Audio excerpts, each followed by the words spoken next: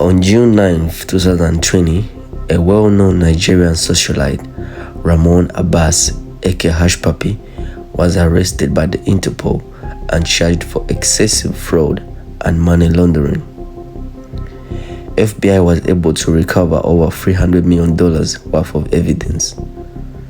But before all that, how did a young man born in the slums of Lagos, Nigeria, pull off scams worth millions of dollars?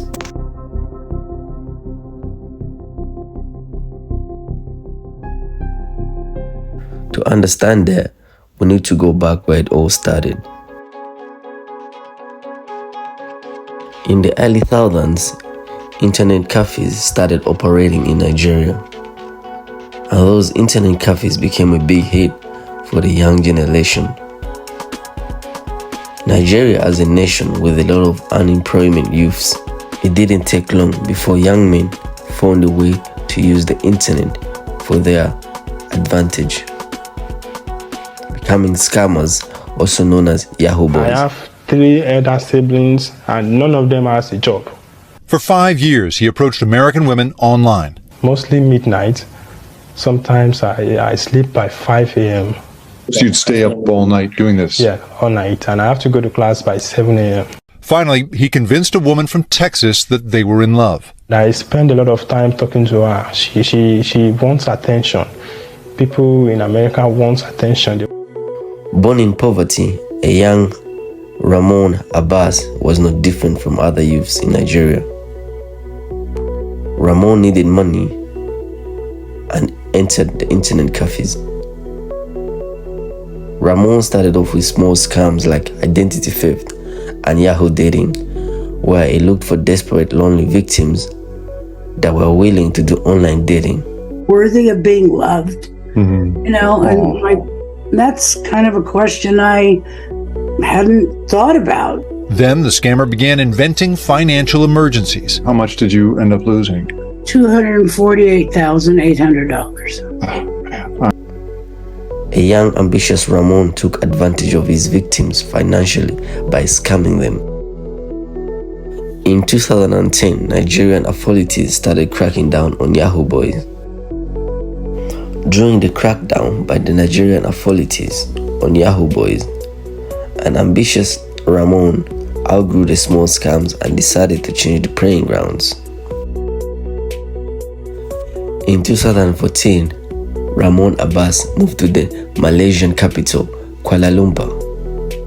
And it's there Ramon Abbas had his breakthrough season and became Hushpuppi. Hushpuppi became a famous influencer by posting his lavish lifestyle and his love for Versace that earned him Customer of the Year 2014 in Kuala Lumpur Versace store, thanks for his big spending habits.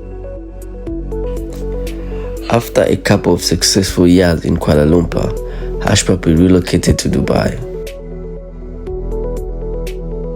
And that is where he started to appear more in the limelight, hanging out with famous celebrities like famous footballers and being invited for big fashion events. It seemed like Hushpuppi was living his dream. But his ego and ambitions for wanting more fame and more money was his downfall. The heist, Bank of Valletta. My boss was called from someone who is high ranking at the bank and was told, listen, this is what is happening. On February 2019, there was a cyber attack on Bank of Valletta in Malta. 13 million euros was stolen by North Korean military hackers. And how do North Korean military hackers connect to Hushpuppi? The scheme is simple. They stole the money in digital form and needed someone to launder it for them. And that's how Ramon Abbas, aka Hushpuppi, comes in. Hushpuppi took on the job and 3 million euros of the stolen 13 million disappeared successfully, although 10 million were recovered by the authorities. This is where the downfall started. The cyber attack attracted big intelligence agencies like Interpol and FBI. With all the money Hushpuppi had frauded, you could think he was stopping, but his ego just wanted more and more. Downfall, failed heist. With Interpol and other intelligence agencies looking for the people responsible for the Bank of Valletta heist, Hushpuppi and his cybercrime partner, the Canadian Gabal Alamali, went ahead and tried another heist, this time on a Premier League club. The pair had found a way to intercept and divert £6 million weekly. If the pair succeeds, they are looking to earn around £100 million by the end of the scheme. The Canadian was handling the cyber part, and Hushpuppi was handling the money laundering part. If all goes well, they are planning to pocket £1 million through what is known as a BEC scheme, a business email compromise. A type of cybercrime where the scammers use email to trick someone into sending money or confidential company info to them. The plan is on. Abbas got an account in Mexico, ready to receive the money, but the scam fell apart when the bank refused to pay that much money to a non-UK bank account. Communication through text between Alamali and Hushpuppi. Brother, I can't send from UK to Mexico. They keep finding out and rejecting the transfer. In the end, scam number 2 failed. As Hushpuppi continued his lavish lifestyle, the FBI were closing in on his Canadian partner, Alamali, in Canada.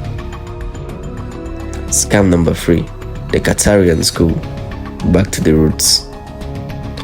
This time no hackers, no BEC, just back to the basics, when Abbas was still a Yahoo boy. Abbas heard of a Qatarian businessman who was looking for someone to lend him money, $15 million, to build an international school. The scam is on. Abbas recruited 2 middlemen to deceive the victim and transfer the money. Abbas himself pretends to be a banker based in New York, willing to lend the Qatarian $15 million. They conned the victim into believing the loan have been approved, and he just have to pay some taxes and certain fees to get the money transferred. In all, they conned the Qatarian businessman of $1 million US. The downfall. Rogue member. One of Abbas' partner threatened to expose him, and out of anger, Abbas bribed a high-ranked Nigerian officer to arrest, torture, and send the partner to jail. Abbas' partner took the threat serious and helped expose Hushpuppi. As FBI was closing in on Gabal Alamali, Interpol had enough evidence to trial Hushpuppi. And on June 2020, Hushpuppi was arrested by the Dubai police and extradited to the United States of America on charges of fraud, money laundering. Ramon Abbas, aka Hushpuppi, pleaded guilty in April 2021 to one account of conspiracy to engage in money laundering, and he was sentenced to 11 years in prison.